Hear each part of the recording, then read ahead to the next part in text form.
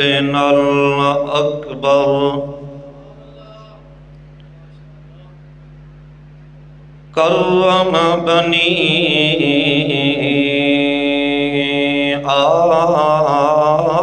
آدم وشرف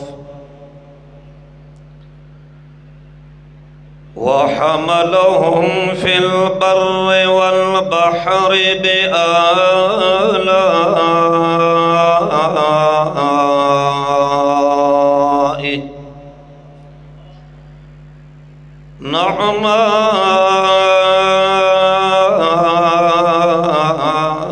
نعمائه العليا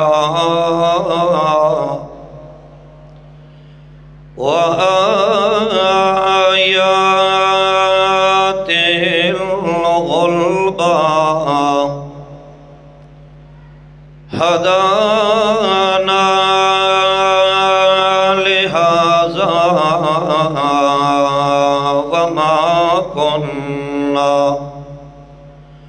وما كنا لنهتدي لولا أن هدانا نسلم ونصلي على من به هدانا سوى قدر وخلق وعدل بتعديل بتسوية وتذكية وتعوية وتنوية بالقدر حقا لا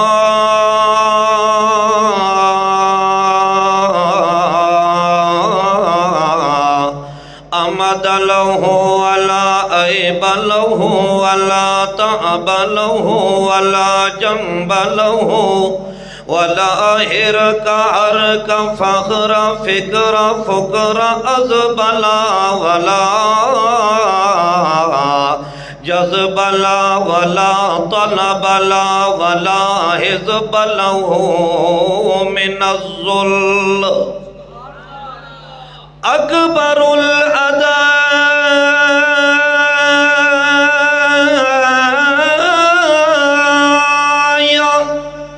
أنور الوراء بالكمايا لا إله إلا الله وحده منفردا مصورا متكبرا متجردا متفردا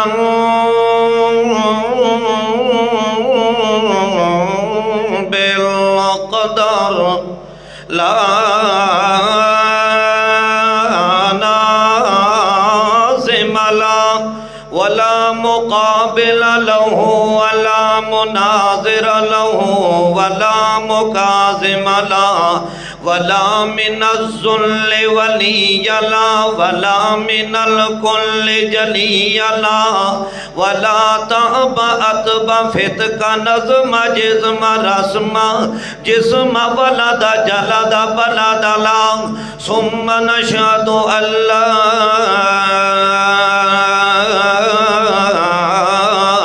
إله إلا الله وحده لا شريك له لا فريق له لا مسيق له لا مزيل له ولا مناظر له ولا منازم له ولا ولد له ولا جلد له ولا جسد له ثم نشهد أن سيدنا سيد ساداتنا سيد عباداتنا سيد أذاناتنا مكاناتنا سیدۃ تتمۃ دوراننا هو الازہر هو الاجدر هو الانور هو الاکبر هو الاکبر هو الازور هو العمدہ هو العروہ هو الوثقی هو الاعلی هو الاولی صلی علی نظمت محمد صلی علی عظمت محمد صلی علی عظمت محمد صلی علی امامت محمد صلی علی حذاقت محمد صلی علی تلاوت محمد صلی علی ملاحت محمد صلی علی صباحت محمد اللہم صلی علی محمد امر امور محمد خبر خبور محمد نظر نظور محمد اللہم صلی علی محمد حلب جلب قلب سلب محمد اللہم صلی علی حرف جرف عین طرف محمد اللہم صلی علی دعائے ادائے وفائے رقائے حیاء ضیاء محمد اللہم صلی علی محمد کتاب محمد و خطاب محمد جماعت محمد و نصاب محمد اللہم صلی علی محمد زور محمد و عصر محمد حنین محمد و بدر محمد عشاء محمد و فجر محمد اللہم صلی علی صبر محمد و شکر محمد ذکر محمد و فقر محمد فکر محمد نطق فتق رتق محمد اللہم صلی علی محمد اللہ دی ولد جلد بلد محمد اللہم صلی علی محمد وعلا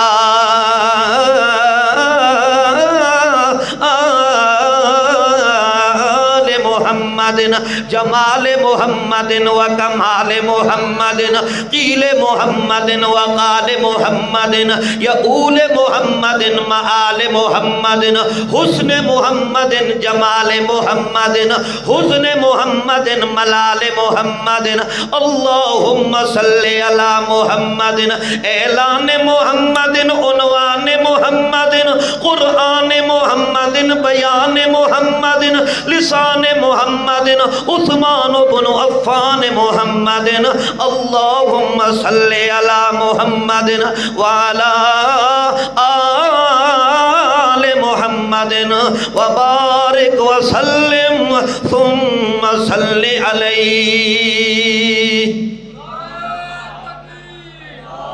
اما بعد فاعوذ باللہ من الشیطان الرجیم بسم اللہ الرحمن الرحیم ان هذا القرآن يهدي للتي هي اقوم الآية سبحان ربك رب العزة عما يصفون وسلام على المرسلين والحمد لله رب العالمين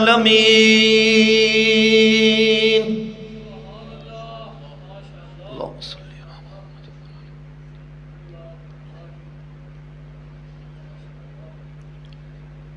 حاضرین محترم، معزز بزرگوں، مکرم ساتھیوں، نوجوان بھائیوں، بالخصوص برادر اکبر حضرت العلامہ مولانا سجاد الرحمن صاحب حفظہ اللہ تعالی اور برادر عزیز حضرت مولانا عبدالستار صاحب عابد، تمام مسلمان بھائیوں السلام علیکم۔ آپ حضرات کا ولولہ، محبت، جوش، جذبہ خالص توحید و سنت کے ساتھ وابستگی دیکھ کر چند کلمات آپ حضرات کے گوش گزار کرنا چاہتا ہوں۔ حضرت خود بڑے لسان قسم کے خطیب ہیں،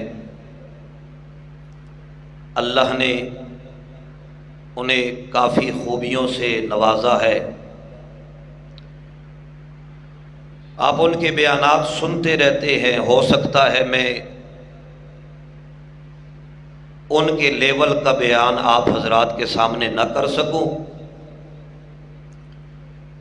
لیکن قرآن کی مٹھاس ایک ایسی چیز ہے،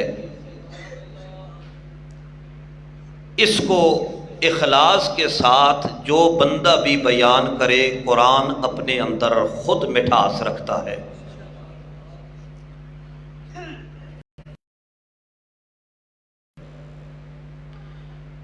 بلکہ افراد کی زبانوں کو مٹھاس اللہ کا قرآن فراہم کرتا ہے۔ آج حضرت کی عزت ہے، قدر ہے، اس قرآن کی وجہ سے۔ جس شخصیت کو آپ سننے کے لیے آج یہاں پہ آئے ہیں، ان کی قدر، منزلت، مقام ہے تو اس قرآن کی وجہ سے۔ اور ان تمام کا کریڈٹ کہہ لیں اور خصوصیت کہہ لیں،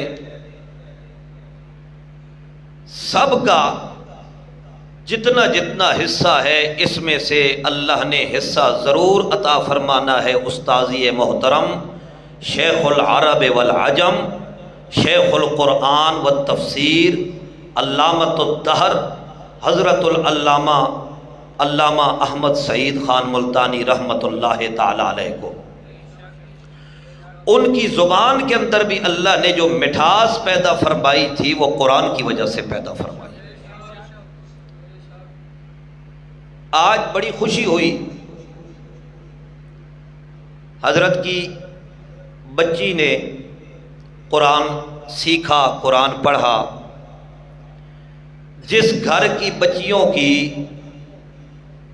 قرآن کی تعلیم کے ساتھ زندگی کو آراستہ کیا جائے، وہ بچیاں ہمیشہ اپنے والدین کے لیے فخر کا سبب بنا کرتی ہیں۔ بات اردو ٹھیک ہے نا جی؟ پٹھان بھی بیٹھے ہوئے ہیں، چہروں سے نظر آ رہا ہے، تو اس لیے اردو ٹھیک ہے۔ خیر ابھی تو یہاں ٹیکسلا کے پٹھان بڑے پرانے حضرت کو 25 سال 20-25 سال سے سن رہے ہیں، یہ تو پنجابی قسم کے پٹھان ہیں ابھی۔ اللہ اکبر، توجہ ہے؟ آپ لوگ جاگ رہے ہیں؟ یہ تو لائٹوں سے آگے آگے سبحان اللہ ہے نا، پیچھے پیچھے کیا ہے؟ انا للہ ہے، یا ادھر بھی سبحان اللہ ہے؟ اللہ اکبر۔ اللہ پاک نے ہر دور کے اندر ان ہی شخصیات کو یا ان ہی افراد کو عزت اور ترہ نصیب فرمایا ہے جنہوں نے قرآن کے ساتھ اپنا تعلق ثابت کیا ہے۔ قرآن جس نے اپنا زیور بنایا، قرآن کو جس نے اپنا گہنا بنایا، اس کو اللہ نے دنیا میں بھی سرخرو فرمایا ہے، آخرت میں بھی سرخرو اللہ فرمائے گا۔ اور اب آج کے دور میں تجربے سے بھی یہ بات پتہ چل چکی ہے کہ جن لوگوں نے قرآن مقدس سے اپنی وابستگی پیدا کی ہے، قرآن مقدس کے دامن میں آئے ہیں، اس کو اپنی زندگی کا طرز یا طریقہ یا طور بنایا ہے، ان کو اللہ نے وہ عزت کا مقام عطا فرمایا ہے، زمانہ ڈھونڈ کے بھی وہ مقام حاصل نہیں کر سکا، انہیں صرف قرآن کی خدمت کی وجہ سے وہ مقام مل گیا ہے۔ آج مسلمان کے پاس کمی ہے تو صرف قرآن کی، باقی سب کچھ ہے، کمی ہے تو کس چیز کی؟ بولو شاباش، قرآن کی کمی ہے۔ اور جس قوم نے قرآن مقدس کو فراموش کیا ہے، مسلمان قوم نے اگر قرآن مقدس کو فراموش کر دیا، قرآن کو پسے پشت ڈال دیا، قرآن کو چھوڑ دیا، تاریخ گواہ ہے کہ وہ قوم ذلیل ہوئی ہے، رسوا ہوئی ہے، دنیا میں بھی ذلت کا سامنا کرنا پڑا ہے، آخرت میں بھی وہ ذلیل ہو کر رہے گی۔ قرآن عزتیں فراہم کرتا ہے، قرآن ترقیاں فراہم کرتا ہے۔ اللہ اکبر۔ آج کے دور میں ہم نے قرآن کو رکھا ہے کس کام کے لیے؟ یا تو بیٹی کو جب شادی کر کے رخصت کیا جاتا ہے تو بعض علاقوں کے اندر یہ ریت ہے کہ اس کے سر پر رکھ کر اسے گلی سے رخصت کر دیتے ہیں، یا پھر بعض علاقوں میں یہ دیکھا جاتا ہے کہ جب میت کو قبرستان لے جایا جاتا ہے تو قرآن اس چارپائی کے اوپر رکھ کے لے جاتے ہیں۔ زندہ تھا تو قرآن کو ہاتھ نہیں لگایا، قرآن کو ہاتھ، بلکہ جس نے قرآن پڑھا بھی اس کو کہتے ہیں قرآن پڑھنے سے بندہ کافر ہو جاتا ہے۔ قرآن پڑھنے سے بندہ کیا ہو جاتا ہے؟ کافر ہو جاتا ہے۔ یہ قرآن کو ترجمے سے نہیں پڑھنا چاہیے، قرآن کو ترجمے سے پڑھو گے تو کیا ہو جاؤ گے؟ کافر ہو جاؤ گے۔ اگر قرآن کافر کرتا ہے تو مسلمان کون سی کتاب کرتی ہے پھر؟ یہ ایک طبقہ ہے جو قرآن سے لوگوں کو دور کرنے پہ تلا ہوا ہے۔ اللہ اکبر۔ حالانکہ اللہ کا قرآن یہ وہ چیز ہے، اگر کوئی بندہ قرآن مقدس کو اپنی زندگی کے اندر لے آئے گا، اس کی ساری زندگی سکون بن جائے گی، ساری زندگی اس کی آسائش کی گزرے گی۔ قرآن کا وعدہ ہے، صاحب قرآن کا وعدہ ہے، اور اللہ کا وعدہ ہے، جو بندہ قرآن مقدس کو اپنے دامن میں لے کے آئے گا یا خود قرآن کے دامن میں آئے گا، میں اللہ کا وعدہ ہے میں اس کے لیے روزیوں کا بھی عام اہتمام فرما دوں گا۔ روزی بھی فراخ ہوگی، کشادہ ہوگی تو قرآن کی وجہ سے۔ کس کی وجہ سے؟ اللہ اکبر۔ پتہ نہیں آپ کو بات سمجھ آ رہی ہے کہ نہیں آ رہی؟ جی آ رہی ہے؟ کچھ آوازیں اندر سے آئی ہیں، آ رہا ہے، معلوم ہے پٹھان بیٹھے ہوئے ہیں، آواز آ رہا ہے، سمجھ بھی آ رہا ہے۔ خیر، وہ عوامی نیشنل پارٹی کے ہوا کرتے تھے نا ولی خان، ایک جگہ پہ تقریر کی تو بار بار کہا ہمارا قوم، ہمارا قوم۔ تو درمیان سے ایک آدمی بولا، اس نے کہا قوم مؤنث ہے، ہمارا قوم نہیں ہوتا بلکہ ہماری قوم ہوتا ہے۔ تو ولی خان بڑے حاضر جواب تھے، انہوں نے کہا تمہارا قوم، تمہاری قوم مؤنث ہوگی، ہمارا قوم مذکر ہے۔ اللہ اکبر۔ توجہ ہے؟ اللہ پاک فرماتے ہیں قرآن سے تعلق تو پیدا کر، قرآن سے رشتہ تیرا ہو، قرآن کے دامن میں تو آ، میں اللہ خوشخبریاں بھی تجھے دوں گا، میں اللہ رحمت سے بھی نوازوں گا، میں اللہ نعمت سے بھی نوازوں گا، میں اللہ ہر قسم کے خزانوں کا منہ تیری طرف کر دوں گا۔ میرے خزانے اس بندے کا انتظار کرتے ہیں جو میرے قرآن کے دامن میں آتا ہے۔ اللہ کے خزانے انتظار میں رہتے ہیں کہ قرآن کا ماننے والا، قرآن کا حامل، قرآن کا عقیدہ رکھنے والا کب اللہ کے خزانوں کی طرف منہ کرے کہ اللہ کے خزانے اس پہ نچھاور ہو جائیں۔ یہ اللہ کے قرآن نے بتایا۔ آپ پوچھیں گے کہاں؟ یہ میں بتانے لگا ہوں انشاءاللہ۔ اللہ کا قرآن کہتا ہے۔ اللہ اکبر۔ آپ کو رحمت کی ضرورت ہے، اللہ کے خزانوں کی ضرورت، نعمت کی ضرورت، سب چیزوں کی ضرورت ہے۔ اللہ اکبر۔ لیکن اس کے لیے شرط ہے عقیدہ قرآن والا ہو. عقیدہ اللہ کا قرآن کہے لا الہ الا اللہ، تو آپ کا عقیدہ ہونا چاہیے کہ لا الہ الا اللہ. لیکن یہ نہیں کہ گلے سے اوپر اوپر ہو صرف پڑھنے کے لیے، اندر سے بات آئے تو پھر آپ کو کھجلی آ جائے، کان کھجلنا شروع کر دیں آپ، یہاں پہ خارش آ جائے، سر میں خارش آ جائے، تو یہاں پہ تو ہمارے بڑے نہیں مانتے، ہمارے والدین نہیں مانتے تھے، بڑوں کا دین یوں تھا. جب قرآن کے اوپر ایمان ہوگا، قرآن پہ ایمان رکھو گے تو پھر بزرگ قرآن قربان کرنے پڑیں گے، پھر بڑیروں کی قربانی دینی پڑے گی، کتابوں اور نصابوں کی قربانی دینی پڑے گی.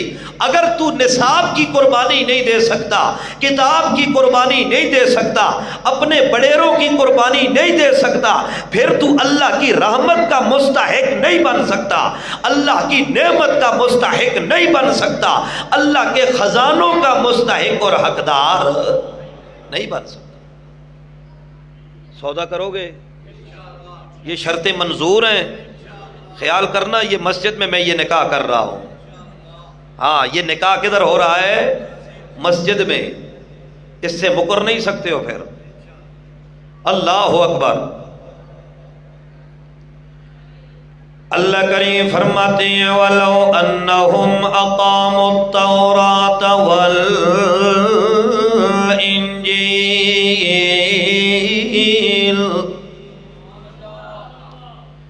میرا پاک پیغمبر محمد الرسول اللہ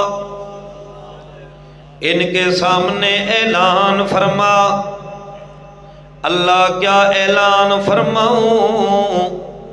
اللہ فرماتے ہیں انہم اقاموا التوراۃ والانجیل. اگر یہ تورات کو قائم رکھیں اور انجیل کو بھی قائم رکھیں، وما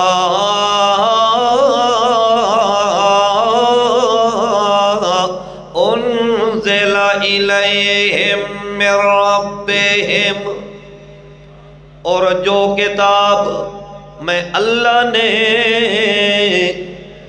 اوپر سے ان کے اوپر نازل فرمائی ہے، یعنی ان کے نبی کے اوپر. ان کے اوپر سے مراد پیغمبر کے اوپر.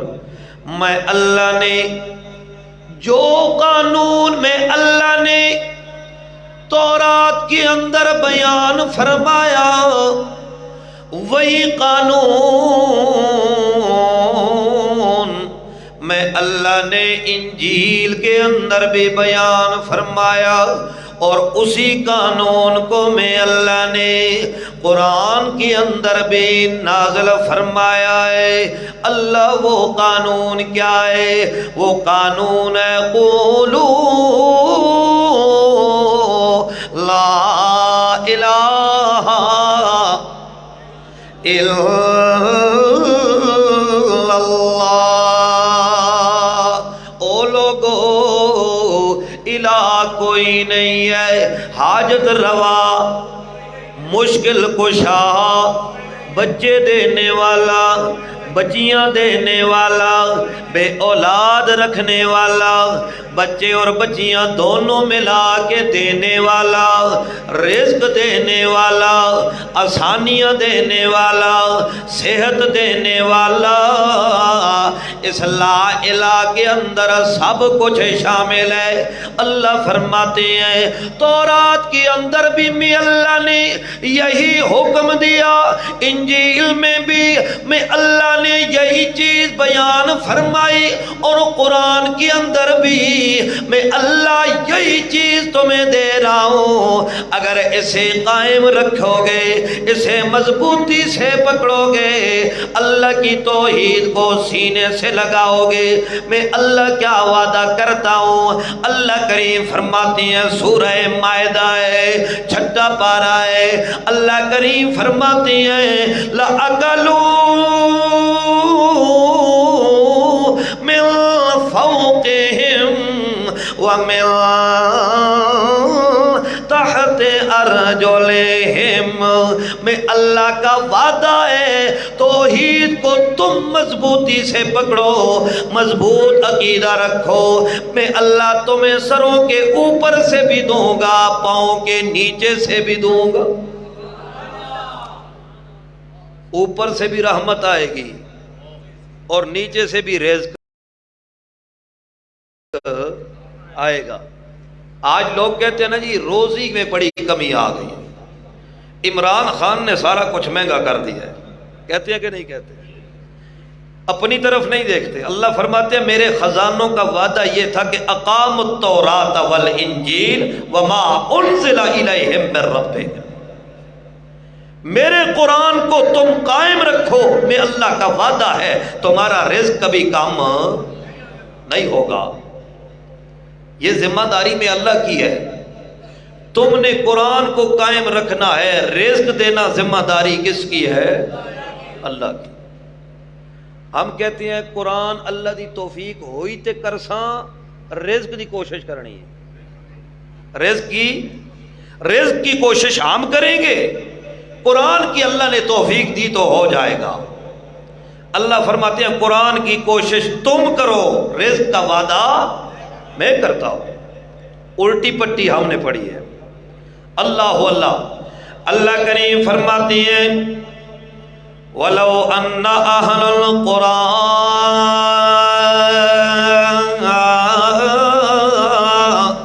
آمَنُوا،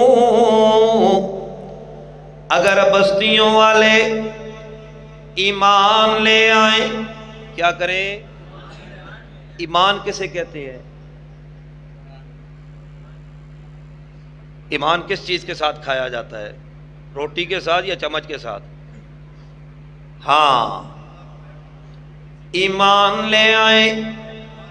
الایمان الاقرار بکل ما جاء بہ النبی صلی اللہ علیہ وسلم، ایمان نام ہے اس سارے کا اقرار کرنا جو اللہ کے پاک پیغمبر لے کے آئے ہیں، جو محمد الرسول اللہ لے کے آئے ہیں، اس سارے کا اقرار کرنے کا نام ایمان ہے۔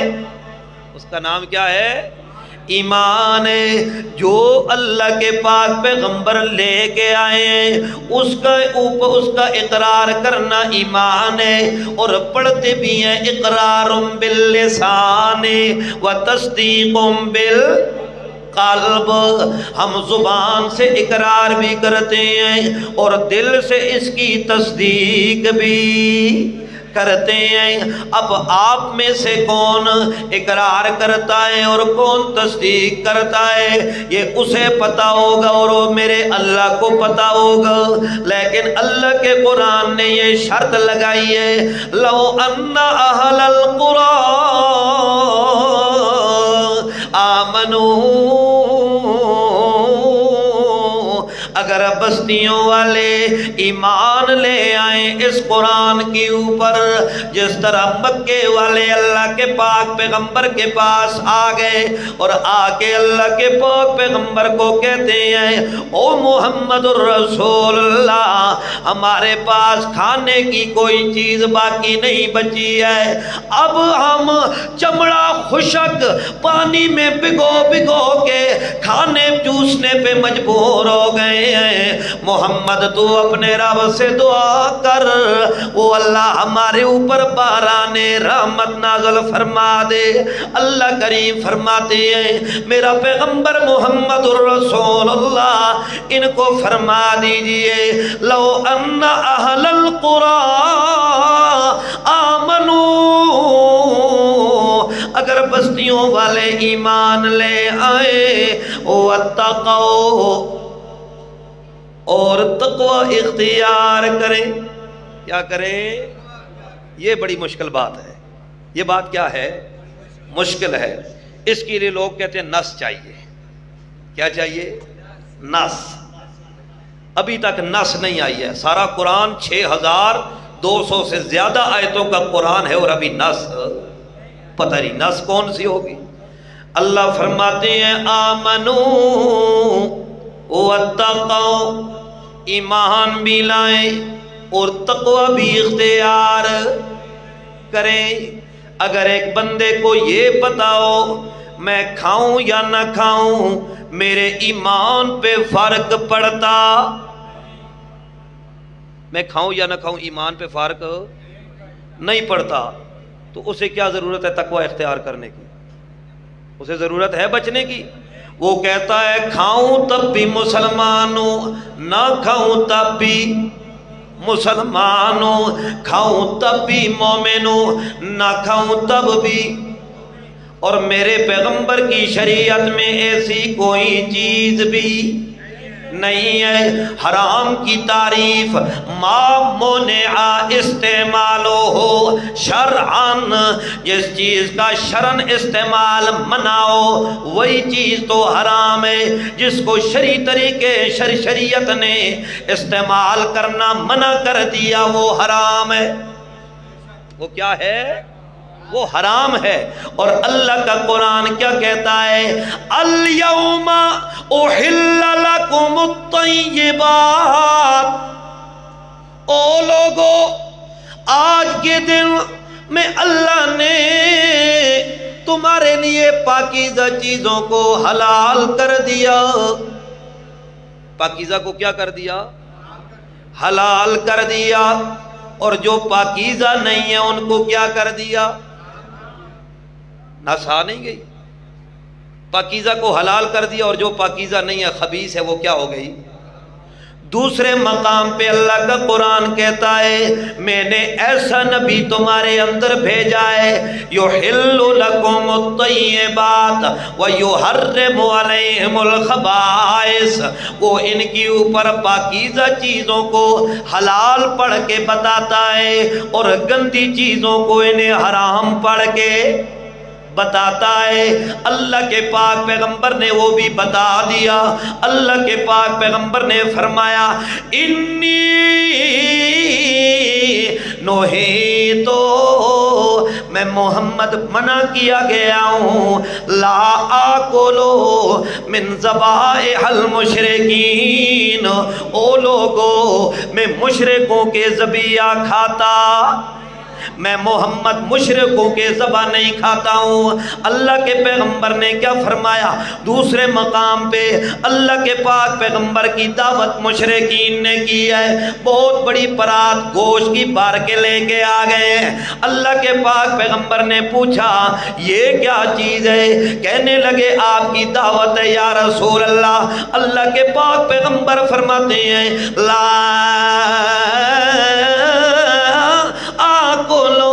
مما تذبحون، او جو تم ذبح کرتے ہو میں محمد وہ نہیں کھاتا ہوں، جو تم ذبح کرتے ہو میں محمد وہ نہیں کھاتا ہوں۔ پھر اللہ کے پاک پیغمبر کیا کھاتے تھے؟ کان یذبح بنفسہ ثم یاکلو، اللہ کے پاک پیغمبر اپنے ہاتھ مبارک سے ذبح فرماتے اور پھر کھایا کرتے تھے۔ اس کے علاوہ وہ لوگ جو ایمان والے ہیں، وہ لوگ جو توحید والے ہیں، وہ لوگ جو پیغمبر کے ساتھ توحید والی ملت یعنی اقامت تورات پہ پورے ہیں یا اقامت انجیل پہ پورے ہیں، تورات والی توحید کو مانتے ہیں، انجیل والی توحید کو مانتے ہیں، وہ بھی ذبح کر دے۔ اللہ نے فرمایا وَطَعَامُ الَّذِينَ أُوتُوا الْكِتَابَ حِلٌّ لَكُمْ، جو اوت الکتاب والے ہیں میرا پیغمبر وہ گروپ ہے، وہ گروہ ہے، وہ طبقہ ہے جو یا تو تورات والے قاعدے پہ ذبح کرتے ہیں یا انجیل والے پہ ذبح کرتے ہیں۔ وہ لوگ اگر تورات و انجیل کی توحید سے، تورات و انجیل کے قانون سے ہٹ کے ذبح کرے تو اللہ فرماتے ہیں لستم علی شیئن، تم کسی دین پر، اللہ تو فرماتے تم کسی دین پر ہی نہیں ہو، تو جو کسی دین پر نہ ہو اس کی ذبیحہ اللہ حلال کرے، ایسا ہو سکتا؟ میرے پیغمبر کے دین میں تعارض نہیں ہے، میرے اللہ کے قرآن میں بھی تعارض نہیں ہے۔ یہ عجیب بات ہے، ایک طرف اللہ کہے الیوم احل لکم الطیبات، آج کے دن میں نے تمہارے لیے پاکیزہ چیزوں کو، پھر اللہ فرمائے وطعام الذین اوتوا الکتاب، اوتوا الکتاب والے مشرک بھی ہوں تو ان کی ذبح کو کیا کر دو، کھا لو۔ اللہ دو باتیں کر سکتا ہے؟ اوتوا الکتاب والوں کے ساتھ اللہ کو کیا محبت تھی جو مشرکین کے ساتھ اللہ کو نفرت تھی؟ مشرکین شرک کی وجہ سے ان کی ذبح کو اللہ نے حرام کیا، کس چیز کی وجہ سے؟ ایمان سے بتاؤ اللہ انصاف والی ذات ہے کہ نہیں؟ بولو۔ آپ کو میں کہوں آپ چونکہ میرا بیان سنتے ہو اس لیے آپ جو کچھ کرو آپ کو اجازت ہے، اور جو میرا بیان نہیں سنتا ہے وہ اس کو کچھ بھی کرنے کی اجازت، اس کے اوپر پابندیاں ہیں۔ تو تیسرا بندہ کہے گا یہ تو ناانصافی والی بات ہے، جو آپ کی بات سن رہے ہیں آپ کہتے ہو ان کو اجازت ہے، اور جو نہیں سن رہے ان کو کہتے ہو کوئی اجازت بھی نہیں ہے۔ اللہ قرآن میں یہ ٹکراؤ نہیں ہے۔ اوت الکتاب وہی گروہ ہے، وہی طبقہ ہے کہ جو اپنی ملت توحید کے اوپر پکا چلا آ رہا تھا، توحید ان کی یہی تھی، ان کی توحید کا ایمان، توحید کے اوپر تورات والوں کا بھی ایمان تھا، انجیل والوں کا بھی ایمان تھا۔ اللہ نے فرمایا چونکہ توحید مانتے ہیں، توحید ماننے کی وجہ سے ان کی ذبیحہ بھی کھا سکتے ہو، ان کی عورت کے ساتھ نکاح بھی کر سکتے۔ بات سمجھ آ رہی ہے؟ یہ بات تو انصاف والی ہے، یہ تو دماغ کو لگتی بھی ہے۔ یہ بات سمجھ نہیں آ رہی کہ جی اہل کتاب والے مشرک بھی ہوں ان کی ذبح پھر بھی حلال ہے، یہ بات سمجھ۔ اور جس امر نے ان کی ذبیحہ کو حرام کرنے کے اوپر جو امر داخل ہوا وہ شرک ہی تو تھا، وہ کیا تھا؟ تو اگر وہی شرک اوت الکتاب والے کریں تو پھر تو بات خراب نہیں ہو گئی۔ اللہ خیر، بہرحال آمنو واتقوا، ایمان لائیں اور کیا کریں؟ تقوی اختیار کریں۔ اور تقوی جو ہے نا یہ سب سے بڑی دولت تقوی ہے، ایمان سے بھی سپرلیٹو ڈگری یہ تقوی ہے۔ یہ کیا ہے؟ تقوی ہے۔ امام انقلاب رحمہ اللہ نے لوگوں کو تقوی سکھایا ہے، ایسی لوگوں کی تعلیم تربیت کی ہے، ایسا لوگوں کو ایسی نہج پہ تیار کیا ہے تاکہ لوگوں کے اندر تقوی پیدا ہو جائے۔ فتویٰ لگے گا تو تقوی آئے گا۔ ایک آدمی کو اپنے کفر کا ڈر ہوگا تو وہ تقوی اختیار کرے گا، ایک آدمی کو اپنے کفر کا خطرہ ہی نہ ہو تو تقوی کہاں سے آئے گا؟ پھر تقوی شکوہ آ سکتا نہیں ہے۔ خیر، بہرحال اللہ فرماتے ہیں وَلَوْ أَنَّ أَهْلَ الْقُرَىٰ آمَنُوا، اگر بستیوں والے ایمان لائیں، وَاتَّقَوْا، اور تقوی اختیار کرے، اللہ پھر کیا ہوگا؟ اللہ فرماتے ہیں لَفَتَحْنَا علیہم برکات من السماء، میں اللہ آسمان سے برکت کے دروازے کھول دوں گا، ان کے اوپر میں اللہ کی برکتیں آئیں گی، ان کے اوپر میں اللہ کی رحمتیں آئیں گی، ان کے اوپر میں اللہ کے انعام آئیں گے، ان کے اوپر میں اللہ کے خزانوں کے منہ کھل جائیں گے۔ وہ لوگ جنہوں نے ایمان بھی لایا، تقوی بھی اختیار کیا، اور ایمان اور تقوی آتا ہے اللہ کے قرآن سے، اللہ کا قرآن بتا رہا ہے۔ اللہ کریم فرماتے ہیں ان ھذا القرآن یہدی للتی ہی اقوام، او لوگو میں نے تمہیں تقویم پیدا کیا ہے، لقد خلقنا الانسان فی احسن تقویم، میں نے تمہیں تقویم پیدا کیا ہے، اور تقویم سے زیادہ مبالغہ اقوام کے اندر آ رہا ہے۔ اللہ فرماتے ہیں تقویم وجود کی رہنمائی کے لیے، تقویم وجود کی تربیت کے لیے، تقویم وجود کی اصلاح کے لیے، تقویم وجود کی بناوٹ کے لیے اقوام کتاب کی ضرورت تھی، اس لیے میں نے قرآن کو اقوام بنایا ہے۔ یہدی للتی ہے یا اقوام، قرآن کا ہر حکم اقوام ہے، قرآن کا ہر راستہ اقوام ہے۔ دوسرے مقام پہ اللہ فرماتے ہیں کتاب احکمت آیاتہ، او لوگو یہ قرآن کی ساری آیتیں محکم ہیں، لہذا یہ تلاش نہ کیا کرو یہ نص قطعی ہے، یہ ظنی ہے، یہ فلاں ہے، یہ فلاں ہے۔ قرآن کو میں اللہ نے محکم بنایا ہے۔ احکمت آیاتہ ثم فصلت، قرآن محکم بھی ہے اور تفصیل والا بھی ہے، محکم بھی ہے اور اللہ کے پاک پیغمبر محمد الرسول اللہ صلی اللہ تعالی علیہ وسلم، حدیث سنا دوں، سنیں گے؟ اللہ کے پاک پیغمبر، مسلم شریف کی حدیث، اللہ کے پاک پیغمبر فرماتے ہیں، الفاظ مسلم شریف کے اندر اللہ کے پاک پیغمبر کے الفاظ ادا کیے ہوئے نقل ہیں۔ اللہ کے پاک پیغمبر نے کیا فرمایا؟ ان اللہ امر المؤمنین بما امر بہ المرسلین، او لوگو اللہ نے ایمان والوں کو اسی بات کا حکم دیا ہے۔ کیا کیا ہے؟ امارا، اللہ نے کیا کیا ہے؟ حکم دیا ہے۔ ان اللہ امر المؤمنین، اللہ نے ایمان والوں کو حکم دیا ہے، بما امر بہ المرسلین، جس بات کا اللہ نے اپنے رسولوں کو حکم دیا ہے، یعنی ایمان والوں کو بھی حکم دیا اور رسولوں کو بھی حکم دیا۔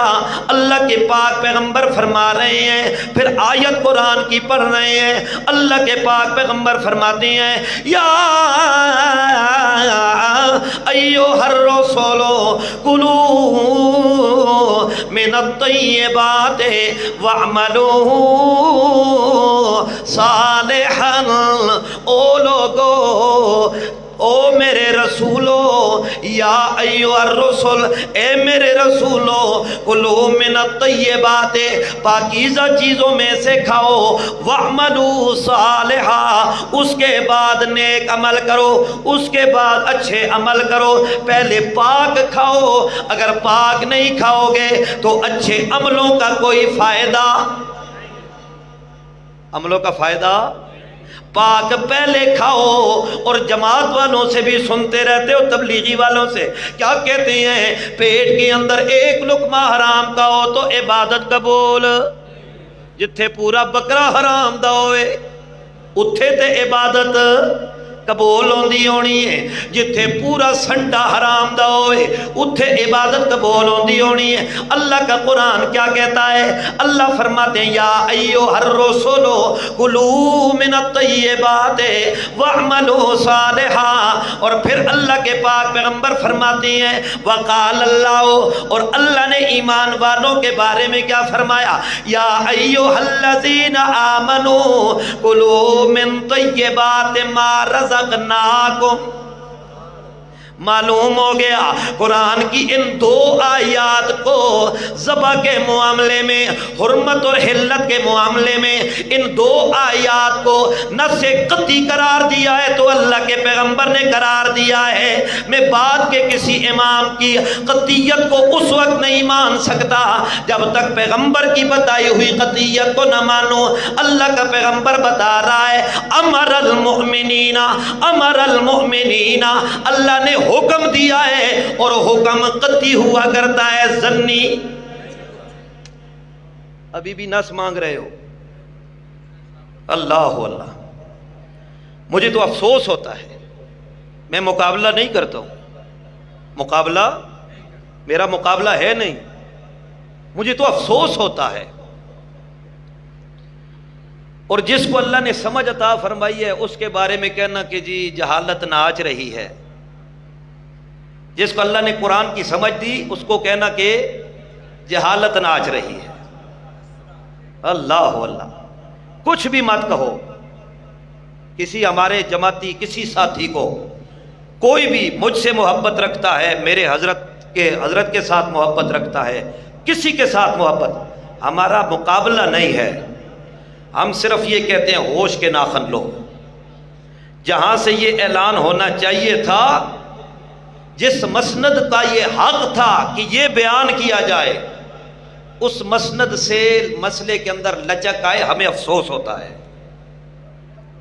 ہاں، وہ کہتے ہیں نا، ہمیں اپنوں نے لوٹا غیروں میں کہاں دم تھا، میری کشتی وہاں ڈوبی جہاں پانی کم تھا۔ خود ہی ملاح سفینے کو ڈبونے لگ جائے، خود ہی کھیت کی باڑ اٹھ کر کھیت کو لگ جائے تو افسوس نہیں ہوتا ہے؟ باقی ہم اللہ کے فضل سے کسی کے محتاج نہیں ہیں۔ کوئی اس مغالطے میں رہے کہ وہ ہمیں مسئلے بتائے گا، ہم تب مسئلے بیان کریں گے، ہمیں بتانے والا بتا کے چلا گیا ہے، اس کے بعد ہمیں کسی کی ضرورت، ہمیں ان کے صاحبزادوں کی مسئلے پوچھنے میں ضرورت نہیں ہے، دوسرا کوئی کسی باغ کی مولی، ہمیں اس سے کیا غرض ہے؟ قرآن کے مسائل پوچھنے میں ہم الحمدللہ ہماری اپنی ذاتی تحقیق نہیں ہے، ہم نے علم حاصل کیا ہے، استادوں سے سیکھا ہے، اور جن استادوں نے ہمیں سکھایا ہے وہ علم میں، وہ مقام میں، وہ پہچان میں ہر حساب سے تم سے اوپر ہیں۔ اور کوئی بندہ اس مغالطے میں نہ رہے کہ کوئی محتاج ہوگا وہ ہم سے آ کر مسائل پوچھے گا۔ ہمیں جتنے مسائل قرآن کے الحمدللہ مل گئے ہیں، یہ بھی اگر ان کے اوپر بھی صحیح معنی میں عمل کر دیا جائے تو انشاءاللہ ہمارے لیے یہ کافی ہیں۔ مزید تحقیقات کی ہمیں ضرورت، مزید تحقیق ہو یا تو کوئی گاندھی کولسی، کوئی گاندھی بنے گا۔ اللہ اللہ، توجہ ہے، قرآن تقاضا کرتا ہے ایمان کا۔ تقاضا کس کا کرتا ہے؟ یہ بچی نے قرآن سیکھا، اب یہ قرآن کا اس کے بعد حفظ کرے یا ترجمہ پڑھے، یہ قرآن کا عقیدہ، قرآن کا عمل، قرآن کی ہر آیت کے اوپر ایمان بندے کی زندگی میں آ جائے۔ قرآن کے یہی مسائل نہیں ہے کہ مشرک کی ذبیحہ، تعویذ حرام، مشرک کی ذبیحہ حرام، مردے نہیں سنتے، ٹھیک ہے، یہی مسائل نہیں ہیں، یہ تو امتیازی مسائل ہیں ہمارے، جن کی وجہ سے ہم پہچانے جاتے ہیں۔ اس کے علاوہ بھی قرآن کے مسائل ہیں۔ سود حرام ہے، سود، مشرک کی ذبیحہ سے بچے اور سود تو ان کے کھائے، ایمان اس کے پاس نہیں ہے۔ ہاں، مشرک کی ذبیحہ سے بچے اور بیٹی کو وراثت میں اس کا حق نہ دے، یہ بھی مسائل ہیں۔ یہ سارا قرآن ہے اور یہ سارے کی ساری آیات محکم ہیں۔ قرآن ظنی، ایک طرف قرآن کہتا ہے ان الظن لا یغنی من الحق شیئا، حق کے سامنے گمان تو ایک ذرہ بھر کا فائدہ نہیں دیتا ہے، تو اللہ نے قرآن ظنی بیان کیا ہے۔ قرآن تو حق ہے، قرآن کو اللہ نے کیا فرمایا؟ انزلنا الیک الکتاب بالحق، قرآن سارا حق ہے، اور جو حق ہو وہ ظن نہیں ہوتا، وہ ظن نہیں ہوتا۔ قرآن قطعی ہے، قطعی الثبوت ہے، قطعی الدلالت ہے، قرآن کے کسی مسئلے میں کوئی ابہام بھی نہیں ہے، جدھر قرآن نے جو بیان کر دیا وہ حق ہے اور سچ ہے۔ اگر کسی کی تحقیق وہاں تک نہ پہنچے تو وہ الگ بات ہے، جہاں پہ اپنی مرضی ہو وہاں پہ کہہ دینا جی دیانت امانت سے جو یوں کہے تو خیر ہے، دیانت امانت سے کوئی یہ کہہ دے تو خیر ہے، جدھر تمہاری مرضی ادھر دیانت امانت آ گئی ہے۔ اور جدھر مرضی نہ ہو تو قرآن کے قطعی مسئلے کو بھی کہے بندہ یہ مسئلہ ٹھیک نہیں ہے۔ بات سمجھ آ رہی ہے نا؟ صرف مسئلہ سنانا مقصد ہے، مسئلے کے اندر جو نرمی پیدا ہو گئی ہے، کوتاہی ہو گئی ہے، اس مسئلے کو مضبوط کرنا مقصد ہے کہ مشرک کی ذبیحہ بالکل قطعی حرام ہے۔ کیسی حرام ہے؟ قطعی حرام ہے۔ الیوم احل لکم الطیبات، یہ قرآن کی اس آیت سے بڑھ کر اور کوئی آیت نہیں ہے جو مشرک کی ذبیحہ کی حرمت کے اوپر قطعی ہو۔ قرآن کی اسی آیت نے مشرک کی ذبیحہ کو حرام کیا ہے۔ ہاں اللہ کریم فرماتے ہیں او لوگو ان ھذا القرآن، یہ قرآن یہدی للتی ہے یا اقوام، یہ تمہیں اس راستے کی طرف لے کے جا رہا ہے، اس راستے کی طرف بلاتا ہے یا اقوام، جو بہت مضبوط ہے، جو بڑا مضبوط راستہ ہے، جو اقوام راستہ ہے۔ اللہ کریم دوسرے مقام پہ فرماتے ہیں ذالک الکتاب لا ریب فیہ، یہ وہ کتاب ہے لا ریب فیہ، نہ اس قرآن کے اندر ریب ہے، نہ اس کے مسئلے کے اندر ریب ہے، نہ اس کے بتانے والے کے اندر عیب ہے، لا ریب فیہ، اس میں کوئی شک بھی نہیں ہے، ھدی للمتقین،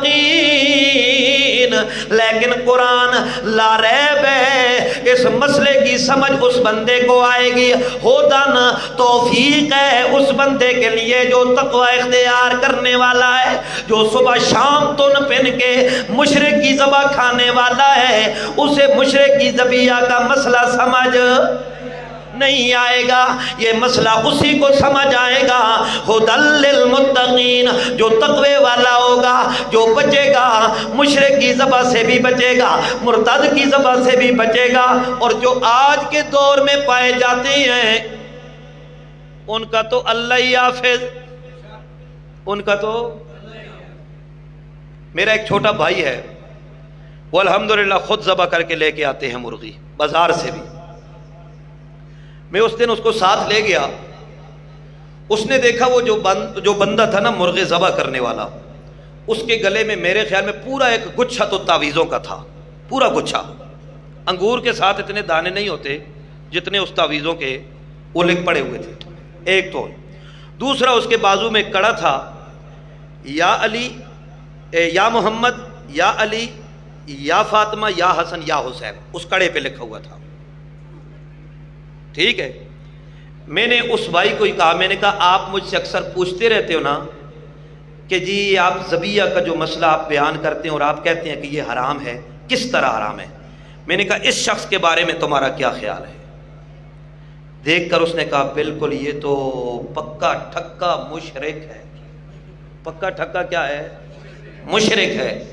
میں نے کہا ہم یہی لوگوں کو بتاتے ہیں، اس نے تو ظاہر کیا ہے کہ میں کیا ہوں، اور آج کے دور ایسا ہے کہ اس میں چھپے ہوئے مشرک ہیں، بتاتے نہیں ہیں، لیکن اندرونی طور پر کیا ہے؟ مشرک ہیں۔ تو جو اصحاب کہف نے کہا تھا وہ کیا کہا تھا؟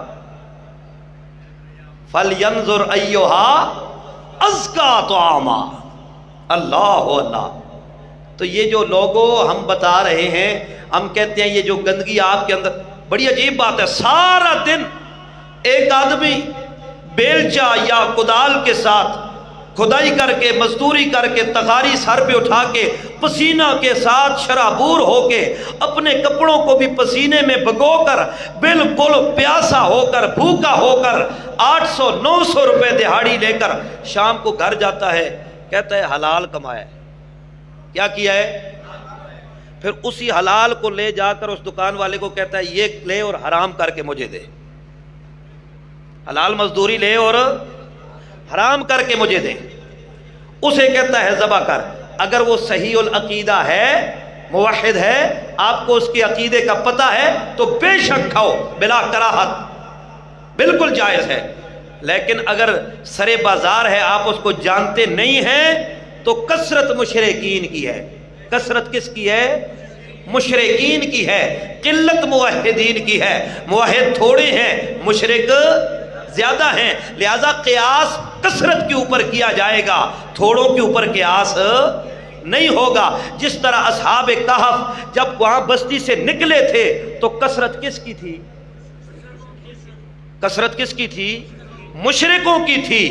جب بستی سے نکلے تو کثرت مشرکوں کی تھی، تو ان کو تو پتہ نہیں تھا کہ ابھی لوگ ایمان لے آئے ہیں، انہوں نے کثرت کے اوپر قیاس کرتے ہوئے اپنے ساتھی کو کہا فَلْيَنظُرْ أَيُّهَا أَزْكَىٰ طَعَامًا، جا رہا ہے دیکھنا کثرت مشرکین کی ہے، تحقیق کر کے لے کے آنا، پاک ذبح لے کے آنا، پاک کھانا لے کے آنا۔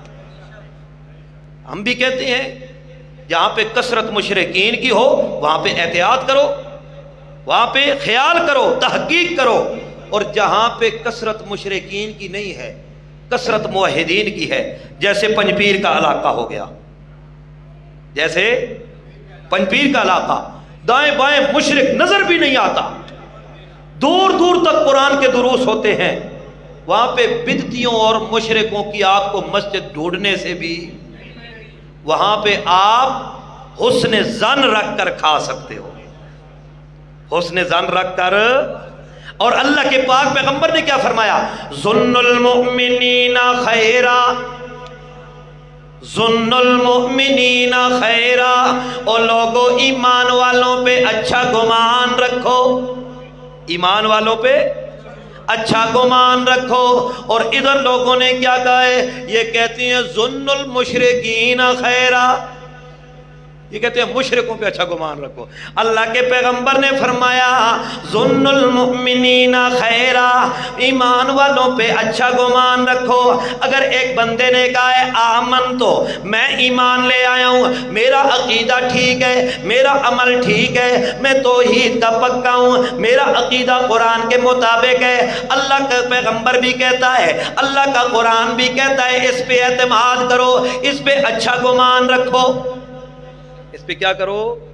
اچھا گمان رکھو۔ زندگی باقی، ملاقات باقی۔ آخر دعوانا ان الحمدللہ۔